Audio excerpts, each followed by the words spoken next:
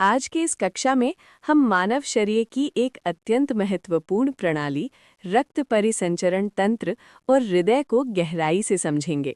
ये विषय केवल परीक्षा के लिए ही नहीं बल्कि जीवन की मूल जैविक प्रक्रियाओं को समझने के लिए भी बहुत आवश्यक है, क्योंकि शरीर का प्रत्येक अंग, प्रत्येक कोशिका और प्रत्येक ऊतक रक्त परिसंचरण पर निर्भर करता है। सबसे पहले हम समझते हैं कि रक्त परिसंचरण क्या होता है।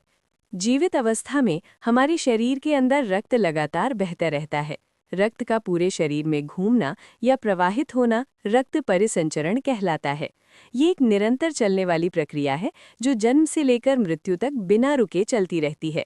यदि किसी कारण रक्त का प्रवाह केवल 2 मिनट के लिए भी रुक जाए, तो शरीर की कोशिकाओं तक ऑक्सीजन और पोषक तत्व पहुंचना बंद हो जाता है। परिणाम स्वरूप कोशिकाएं मरने लगती हैं और व्यक्ति की मृत्यु हो सकती है। यही कारण है कि हृदय का रुकना जीवन के लिए सबसे गंभीर स्थिति मानी जाती है। रक्त परिसंचरण तंत्र मुख्य रूप से 3 भागों से मिलकर बना होता है: रक्त, हृदय और रक्त वाहिनियां। रक्त वो तरल ऊतक है जो पदार्थों का परिवहन करता है। हृदय एक पंप की तरह कार्य करता है जो रक्त को पूरे शरीर में प्रवाहित करता है। रक्त वाहिनियां वे मार्ग हैं जिनसे होकर रक्त शरीर के विभिन्न भागों तक पहुंचता है।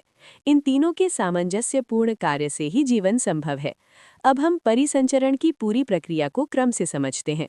हृदय एक शक्तिशाली मांसल पंप है जो रक्त को धमनियों के माध्यम से शरीर के विभिन्न अंगों तक भेजता है। धमनियां रक्त को हृदय से बाहर लेकर जाती हैं।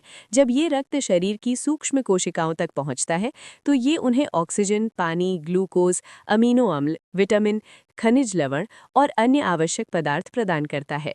कोशिकाएं इन पदार्थों का उपयोग ऊर्जा उत्पादन, वृद्धि और मरम्मत के लिए करती हैं। कोशिकाओं में चयापचय की प्रक्रिया के दौरान कार्बन डाइऑक्साइड और अन्य अपशिष्ट पदार्थ बनते हैं। ये अपशिष्ट रक्त में मिल जाते हैं। अब ये रक्त अशुद्ध माना जाता है क्योंकि इसमें कार्बन डाइऑक्साइड की मात्रा अधिक होती है। ये अशुद्ध रक्त शिराओं के माध्यम से वापस हृदय में आता है। शिराएं रक्त को हृदय की ओर ले जाती हैं। हृदय इस अशुद्ध रक्त को फेफड़ों में भेजता है, जहां गैसों का आदान प्रदान होता है। फेफड़ों में रक्त कार्बन डाइऑक्साइड छोड़ता है और ऑक्सीजन ग्रहण करता है। इसके बाद शुद्ध रक्त पुनः हृदय में आता है और फिर से पूरे शरीर में पंप किया जाता है। रक्त के इस निरंतर चक्र को ही रक्त परिसंचरण कहा जाता है। मनुष्य में परिसंचरण का प्रकार बंद परिसंचरण तंत्र कहलाता है। इसका अर्थ है कि रक्त हमेशा रक्त वाहिनियों के भीतर ही बहता है। ये धमनियों, शिराओं और केशिकाओं के जाल के भीतर सीमित रहता है। रक्त सामान्य परिस्थितियों में शरीर के बाहर नहीं आता। केवल चोट लगने या रक्त वाहिनियों के कटने पर ही रक्त बाहर निकलता है। ये बंद प्रणाली रक्त प्रवाह को नियंत्रित और सुरक्षित बनाए रखती है। अब हम परिसंचरण तंत्र के कार्यों को विस्तार से समझते हैं। इसका पहला कार्य है पूरे शरीर में रक्त का निरंतर प्रवाह बनाए रखना। दूसरा कार्य है पाचन तंत्र से अवशोषित पोषक तत्वों को शरीर के हर भाग तक पहुंचाना। तीसरा कार्य है ऑक्सीजन को कोशिकाओं तक पहुंचाना और कार्बन डाइऑक्साइड को वापस लाना। चौथा कार्य है हार्मोन और अपशिष्ट पदार्थों का परिवहन करना। पांचवां कार्य है शरीर के तापमान को नियंत्रित रखना। जब बाहरी वातावरण ठंडा या गर्म होता है, तब भी शरीर का आंतरिक तापमान लगभग स्थिर रहता है। छठा महत्वपूर्ण कार्य है शरीर को रोगों से बचाना, क्योंकि रक्त में उपस्थित श्वेत रक्त कण रोगाणुओं से लड़ते हैं और प्रतिरक्षा प्रदान करते हैं। अब हम हृदय की संरचना को गहराई से समझते हैं। हृदय एक खोखला, मांसल और शंक्वाकार अंग है। ये विशेष प्रकार की मांसपेशियों से बना होता है जिन्हें कार्डियक मसल्स कहा जाता है। ये मांसपेशियां स्वचालित रूप से कार्य करती हैं और बिना थके जीवन भर धड़कती रहती हैं। हृदय एक झिल्लीदार थैले से घिरा रहता है जिसे हृदय आवरण कहते हैं। ये हृदय को बाहरी आघातों से बचाता है और घर्षण को कम करता है। हृदय का आकार लगभग एक बंद मुट्ठी के बराबर होता है और ये छाती में फेफड़ों के बीच स्थित रहता है। मानव हृदय 4 कक्षों में विभाजित होता है। ऊपरी 2 कक्ष आलिंद कहलाते हैं और निचले 2 कक्ष निलय कहलाते हैं। दायां आलिंद शरीर से आया अशुद्ध रक्त ग्रहण करता है। बायां आलिंद फेफड़ों से आया शुद्ध रक्त ग्रहण करता है। दायां निलय अशुद्ध रक्त को फेफड़ों की ओर भेजता है और बायां निलय शुद्ध रक्त को पूरे शरीर में पंप करता है। चारों कक्षों के बीच वाल्व होते हैं जो रक्त को एक ही दिशा में बहने देते हैं और उल्टा बहाव रोकते हैं। हृदय से जुड़े कुछ महत्वपूर्ण तथ्यों को भी समझना आवश्यक है। हृदय के अध्ययन को कार्डियोलॉजी कहा जाता है।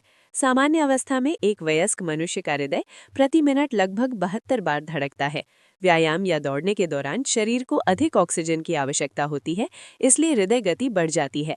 नवजात शिशुओं में हृदय गति बहुत अधिक होती है क्योंकि उनका चयापचय तीव्र होता है। अब हम हृदय की कार्यप्रणाली को एक समग्र दृष्टि से समझते हैं। हृदय शरीर से अशुद्ध रक्त को ग्रहण करता है, उसे फेफड़ों में भेजता है, वहां से शुद्ध रक्त प्राप्त करता है और फिर पूरे शरीर में पंप करता है। ये प्रक्रिया निरंतर चलती रहती है। यदि किसी कारण हृदय काम करना बंद कर दे तो शरीर में लैक्टिक अम्ल और कार्बन डाइऑक्साइड जमा होने लगते हैं। कोशिकाएं ऑक्सीजन नहीं मिलती और धीरे धीरे नष्ट होने लगती हैं। अंततः जीवन समाप्त हो जाता है। अब हृदय के स्वास्थ्य की बात करते हैं। हृदय को स्वस्थ बनाए रखना अत्यंत आवश्यक है। अत्यधिक वसायुक्त भोजन, जंक फूड और निष्क्रिय जीवन शैली से धमनियों में कोलेस्ट्रॉल जमा हो जाता है। इससे रक्त प्रवाह बाधित होता है और हृदय पर दबाव बढ़ता है। ये स्थिति हार्ट अटैक का कारण बन सकती है। इसलिए संतुलित आहार, नियमित व्यायाम, स्राव नियंत्रण और स्वस्थ जीवन शैली हृदय को सुरक्षित रखने के लिए अत्यंत आवश्यक है। इस प्रकार रक्त परिसंचरण तंत्र शरीर की जीवन रेखा है और हृदय उसका केंद्रीय पंप है। रक्त शरीर की प्रत्येक कोशिका को जीवन प्रदान करता है और हृदय इस जीवनदायी द्रव को निरंतर प्रवाहित रखता है। यदि इनमें से किसी एक की भी कार्यप्रणाली बाधित हो जाए तो जीवन संभव नहीं रह जाता। इसलिए रक्त परिसंचरण तंत्र और हृदय का अध्ययन मानव शरीर की कार्यप्रणाली को समझने की आधारशिला है।